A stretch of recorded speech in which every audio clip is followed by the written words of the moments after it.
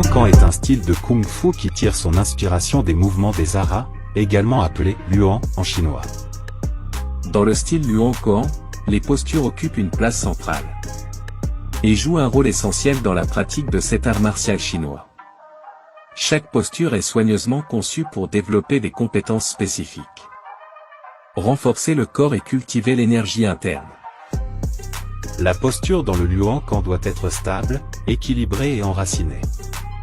La colonne vertébrale doit être droite et alignée, les épaules détendues et les hanches légèrement fléchies. Cette posture permet de maximiser la force et la stabilité tout en favorisant la circulation de l'énergie interne. La marche dans le Luan-Kan est lente, gracieuse et contrôlée. Chaque pas est effectué avec conscience et précision.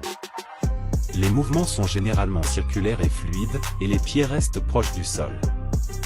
La marche peut être utilisée pour transférer le poids du corps d'une jambe à l'autre et pour générer de la puissance dans les techniques de frappe.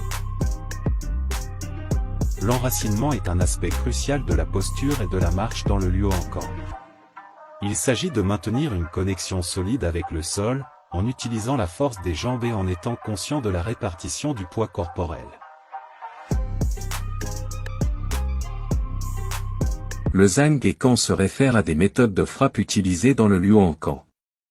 Le Zhang désigne les frappes effectuées avec la paume de la main ou le bord de la main, tandis que le Kan désigne les frappes effectuées avec le poing fermé.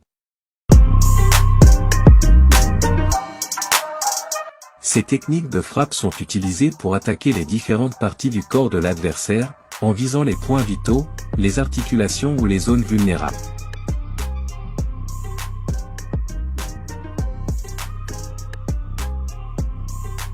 Le Shodao, main brûlante, est une technique caractéristique du Luan-Kan.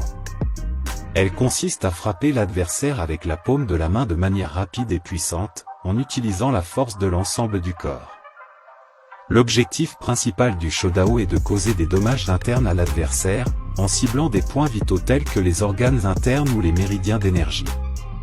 Cette technique met l'accent sur la coordination du mouvement, la puissance explosive et la précision des frappes.